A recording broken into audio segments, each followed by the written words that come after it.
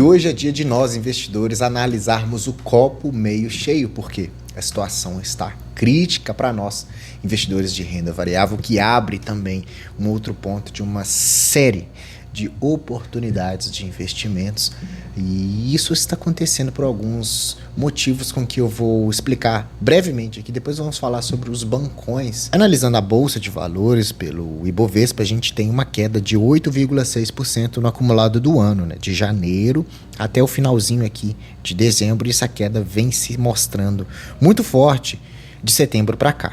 A gente tem também os fundos imobiliários, pelo menos nos últimos 2 meses, caindo muito forte no acumulado do ano, menos 13%. As small caps, nem se falam, as empresas de menor captação de mercado, caindo ali 20,6% no acumulado do ano e caindo com uma volatilidade absurda nas últimas semanas. E isso tudo, pessoal, porque um dos pequenos motivos que nós temos é o IPCA mais 8%. Os analistas projetam taxas do Tesouro Direto acima do nível pré-impeachment. Isso quer dizer que se você investir no Tesouro Direto, na renda fixa, você pode ganhar no Tesouro pré-fixado para 2027 15,3% de forma anual nos seus investimentos, o que é muito, mas muito atrativo. Ou você pode ganhar a variação da inflação, que é o IPCA, mais 7,8%, chegando na casa dos 8%, se você segurar esse investimento até 2029. Então, esse é um dos motivos de analisar a nossa renda variável despencando. Todo mundo está querendo investir na renda fixa. E olha, nós estamos no nível de 2016. Nós regredimos para 2016, porque quando a gente olha a evolução da taxa do Tesouro IPCA mais 2035, ela vem nos mesmos níveis ali de 2016, tá? Para os analistas, a ausência de novidades no âmbito fiscal, que já era o suficiente já para chegar ali ao juro real aos 8%. Essas medidas de longo prazo podem continuar se deteriorando caso o governo não consiga apresentar medidas efetivas de controle de gastos. O Brasil está inóspito para o investidor. E mesmo com todos esses incentivos do governo, coloque o seu dinheiro no Tesouro Direto, coloque na Selic, vamos aumentar a taxa de juros, traga o seu dinheiro para cá, traga os dólares para cá, o investidor sai, fuga de capital para 2024, chega a 25,9 bilhões de reais, tá? Diferentemente de 2021, 2022, 2023, e mesmo com essas taxas elevadas do Tesouro, 7,8% a 8%, com esses leilões que ele vem fazendo para oferecer essa taxa de juros, mesmo assim os investidores acham inóspito investir aqui e preferem colocar o dinheiro fora. Então, exige-se mais hoje do Brasil uma taxa de juros mais alta devido ao seu potencial risco para o investidor trazer de novo os investimentos aqui. Por isso que nós estamos vendo frequentemente a Bolsa de Valores caindo, os fundos imobiliários caindo, os fiagros inclusive caindo bastante, FINFRA, tudo que é relacionado à renda variável cai. E mesmo o governo oferecendo essas taxas mais altas, ninguém quer saber de investir mais no Brasil, porque o risco Brasil está aumentando. A gente tem hoje, ou da data de 19 de dezembro de 2024, 187 pontos base.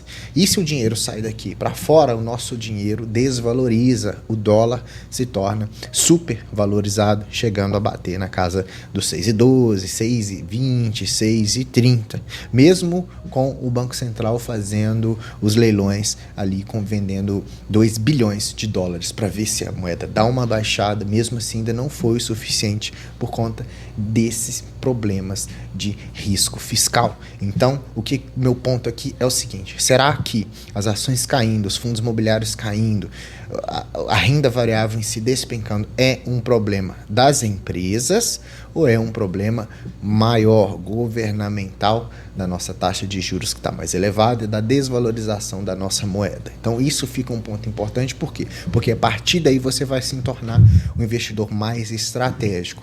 Se a empresa que você tem na sua carteira é uma empresa que vem apresentando bons lucros, boas margens, entregando dividendos, crescendo, sendo uma empresa idônea, esse risco fiscal de o investidor estrangeiro olhar para o Brasil com maus olhos, e eu não quero meu dinheiro no Brasil, vou colocar aqui nas minhas ações americanas, isso abre uma oportunidade também para os investimentos em renda variável aqui. Então fica no cenário onde os dois produtos se tornam atrativos para o investidor. Lembrando que não é recomendação de investimento. Você pode ganhar uma grana absurda no pré-fixado a 15% ou no IPCA mais 8%, ou você pode sofrer um curto prazo, amassar um pouquinho os seus papéis, ficar ali temeroso, investindo nas ações que estão descontadas para daqui a 5, 10, 15 anos você ter uma rentabilidade absurda. O que difere tudo isso? É o seu ponto de vista e o tempo que você tem de investimento. Você tem um investimento de curto prazo o quê? 5 anos? Aí os objetivos de renda fixa tendem a ser melhores. Agora, se você tem um objetivo de, eu quero construir uma carteira previdenciária para daqui a 10, 15, 20, 25 anos eu me aposentar com essa carteira, aí a atratividade vai se dar em momentos de ciclos de mercado, onde justamente ninguém quer as empresas, ninguém quer as ações, ninguém quer os fundos imobiliários, você compra isso muito mais barato, o seu valor no futuro tende a ficar muito interessante, você está comprando com desconto.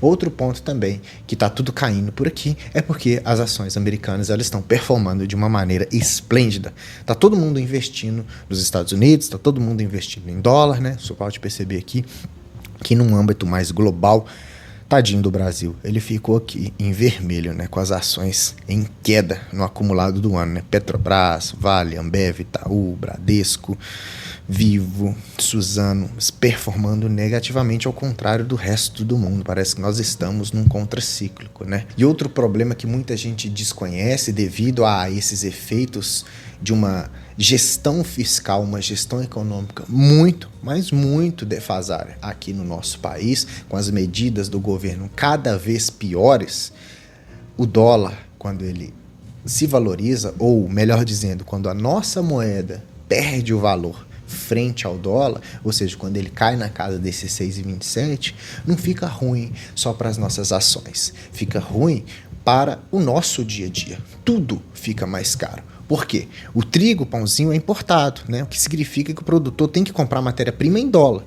Se de um mês para o outro o dólar sobe e dispara, com certeza ele vai repassar isso para o consumidor. Ou outro ponto também que acontece é que se lá fora está muito mais atrativo, eu posso ter as minhas receitas em dólar, para que eu vou vender um produto aqui no meu país? Se eu vendo aqui, vamos pegar um produto, um DVD no Brasil, em reais, ou eu posso exportar esse DVD em dólar, claro que a minha empresa vai fazer exportação ao contrário de vender aqui dentro. Se eu tenho poucos produtos aqui dentro, o preço desse produto vai explodir, a inflação vai aumentar mais ainda, o Banco Central vai ter que jogar a taxa de juros para muito mais alto, e se o Brasil tem risco fiscal, ninguém quer voltar com os dólares para cá para que tudo se equilibre, nada disso faz muito sentido e fica ruim para todos nós, inclusive para a gestão do nosso querido país. E não é somente as pessoas com poder aquisitivo maior que sofrem com esses dólares aí, né? O pobre ele sofre muito mais também, né? O arroz sofreu alta de 15%, o feijão 19%, o leite 20%, o óleo de soja com aumento de quase 30%, o café 32% de alta. Os itens da cesta básica, eles já enfrentam pressões inflacionárias pelas mudanças climáticas e com a disparada do dólar, o cenário deve lá piorar ainda mais. Quando a gente volta isso para esse cenário mais pessimista, sabendo do que está acontecendo, então eu tenho uma tendência de que se eu sou um investidor em ações e fundos imobiliários e eu tenho uma carteira onde eu preciso analisar a integridade dessas empresas que estão ali, quais empresas que nos ciclos de baixa elas tendem a ter um desconto interessante, mas que são empresas talvez rentáveis. Por isso que eu resolvi trazer o quê? Empresas que pode estar com ciclo de alta, pode estar com ciclo de baixa, a economia pode estar boa, a economia pode estar ruim, que elas tendem a performar positivamente e tendem a ser lucrativas. E nós temos Bradesco, Itaú e Banco do Brasil, que são os nossos bancões aqui principais, todos eles no acumulado do ano com uma queda frente ao que foi o ano passado. O Bradesco com 31% de queda nas ações, o Itaú com quase 4% de queda nas ações e o Banco do Brasil sofrendo uma queda de 12,75% depois de grandes elogios de uma alta muito expressiva no ano passado, tendo até que fazer desdobramento das suas ações para melhorar a sua liquidez. E quando você é um investidor dessas empresas bancárias, você coleta os frutos com que elas vão distribuindo ali para os acionistas. Afinal de contas, você comprou uma ação, você tem parte daquela empresa. Se a gente olhar em termos de atratividade de investimentos, então, se nessas baixas é interessante, talvez... Claro que, me isentando disso, gestão de investimento, a gente percebe que, em termos de preço-lucro, quem negocia num preço mais barato seria hoje, atualmente, aqui nessa data, o Banco do Brasil, frente ao Itaú e frente ao Bradesco. Mas, devido a essa queda mais robusta do Bradesco, ele vem entregando um dividend yield um pouquinho maior, na casa dos 13%. O Banco do Brasil não fica para trás com dessa, e um pouco mais resiliente fica o Itaú com 8%, ambos acima da nossa meta basinha de 6%, para uma carteira previdenciária. Segundo alguns estudos, para uma carteira de dividendos futuros para viver de renda, teoricamente daria tudo certo se você tivesse ali empresas que pagam em média de 6 a 7% de dividendos. Aqui, nossos 3 bancos estão performando positivamente, sendo negociado nesses preços mais desvalorizados. Se o banco sobe muito o valor da cotação e o dividendo se permanece o mesmo, aí esse dividendo fica um pouquinho menos atrativo. Por quê? É o dividendo dos últimos 12 meses dividido pelo valor da cotação. Então, por isso que dá essa porcentagem aí, tá? Ambos entregando um bom ROI, um pouquinho para trás, tá? O Bradesco, tá? Então, isso fez as ações ficarem mais amassadas, né? Como ele entrega o menor retorno sobre o patrimônio que ele tem, então acaba que os investidores olham para os bancos mais rentáveis, né? Similar ao que aconteceu com o Santander também. Então o Bradesco está ainda passando por alguns momentos que nós já vamos ver mais para frente, tá? Então, passando primeiro para o Bradesco, ele está com um plano de transformação, né?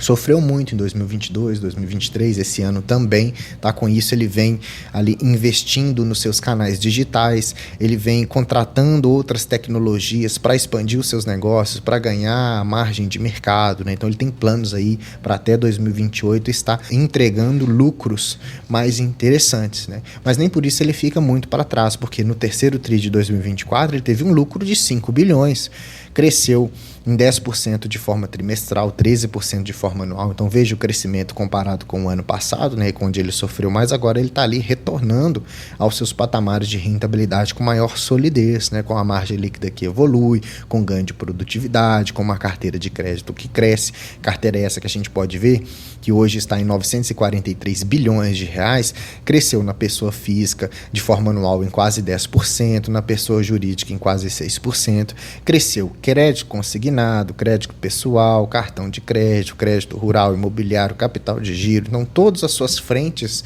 cresceram, tá? E quando a gente olha banco, a gente tem que analisar a carteira de crédito e inadimplência, tá? Então a carteira de crédito, por quê? O dinheiro que você coloca lá no banco, ou o dinheiro que o banco capta, ele empresta esse dinheiro numa taxa de juros muito alta para os devedores pagam isso e o banco lucra com esse spread que a gente chama, né? Só que tem que ver essa inadimplência. Será que eu estou emprestando para boas pessoas que não estão pagando, empresas são ruins ou não? O banco tem feito uma gestão interessante que ele vem diminuindo a sua inadimplência dos últimos 90 dias ali, tá? Num total de 4,2% hoje.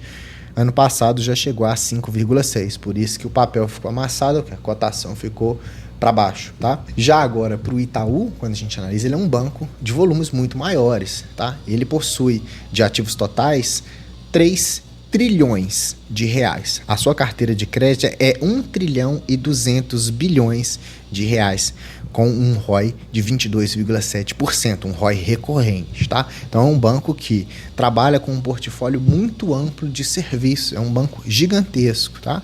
Tem ali contas bancárias, créditos, cartões consignados, câmbios, imóveis, investimentos, banco de investimento, banco de seguros, veículos, capitalização, adquirência, administração de outros grandes fundos, né? Com isso ele tem o que? Entregado ali um retorno muito mais interessante do que foi o previsto, né? Que chama-se criação de valor, tá? Então em 2023, para você ter uma ideia, ele entregou 35,6 bilhões de reais, onde era-se esperado 23,3. Então 12,3 bilhões foi a mais de geração de valor ali frente ao seu custo de capital, e isso o tornou um banco bastante rentável, tá? Tendo este ROI aí, pelo menos é o que foi em 2023, de 21%, tá? A gente olha aqui, por exemplo, as suas margens financeiras, só no terceiro TRI foi de 27,5 bilhão de reais, né? A gente vê aqui o seu resultado gerencial também no terceiro TRI, que é o seu lucro, né, de 10,7 bi, né, com custo de crédito mais baixo, tá? Ele tem ali uma inadimplência que está controlada, 2,6, frente a 3,0 que foi, ou seja, uma inadimplência um pouco menor, né? Então observa que antes da gente falar do Banco do Brasil, a gente vem analisando essas empresas e veja, a gente está num cenário macroeconômico muito ruim.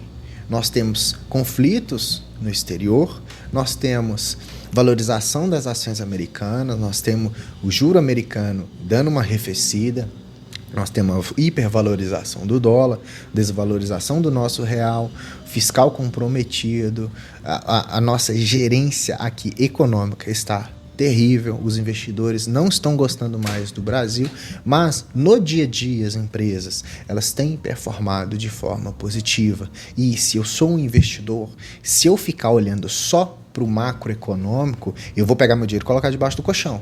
E mesmo assim não vou perder por conta da inflação que está muito alta, né? Ou vou deixar aqui na renda fixa e deixar arder, né, pessoal? Assim, bem a grosso modo dizendo, me perdoe as brincadeiras, mas o que eu quero abrir os seus olhos para um motivo específico. Analise as empresas que você tem na sua carteira, a idoneidade delas.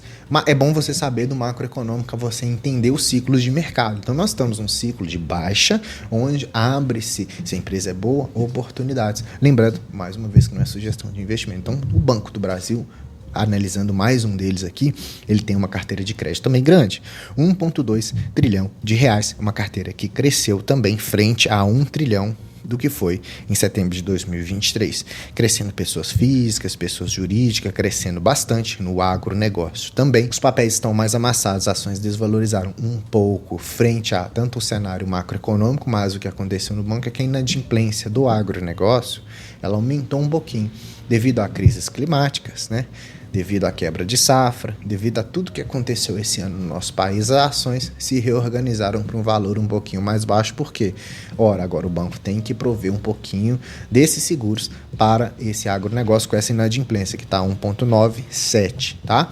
Mesmo assim, ele tem, nos últimos 9 meses de 2024, 28 bi de lucro, né, crescendo 8%, uma margem interessantíssima de 77 bilhões, né, receitas crescentes, tá? Uma carteira de crédito que cresceu 13%, a inadimplência agora 3,33%, não era esperado uma inadimplência assim, mas é uma inadimplência muito controlada, uma inadimplência pequena.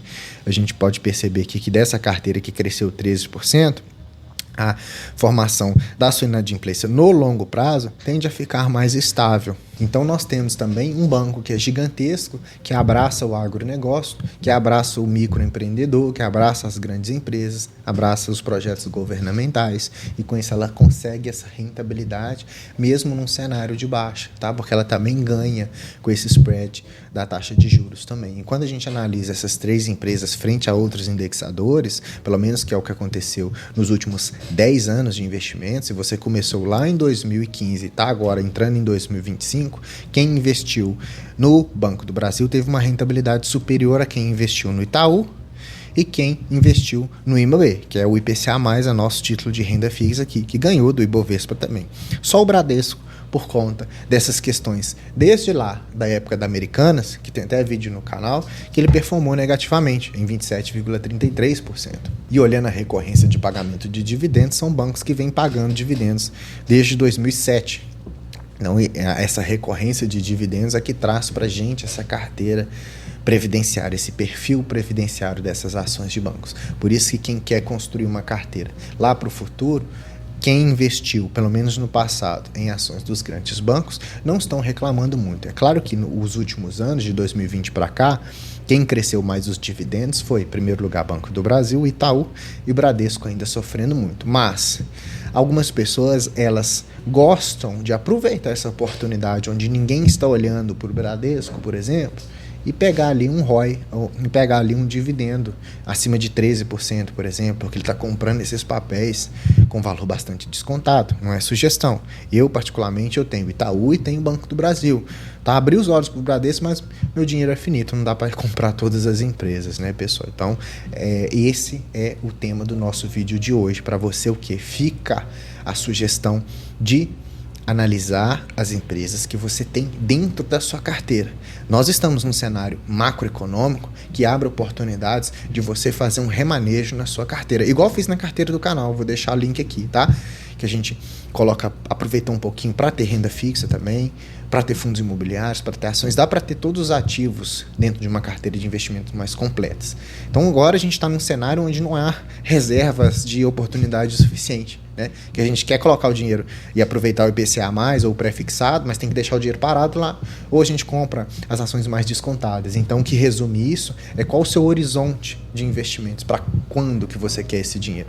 Se eu quero para 10, 15 anos, a renda variável ela tem mais desconto hoje. Se eu quero rapidinho, vou fazer uma viagem daqui 5 anos, a renda fixa ela está atrativa também, né? Mas cabe a você a tomar suas próprias decisões. Eu espero que eu tenha conseguido te ajudar nesse vídeo, ter feito um vídeo mais informativo, abrindo mais os seus olhos para não ficar analisando somente desastres e notícias ruins.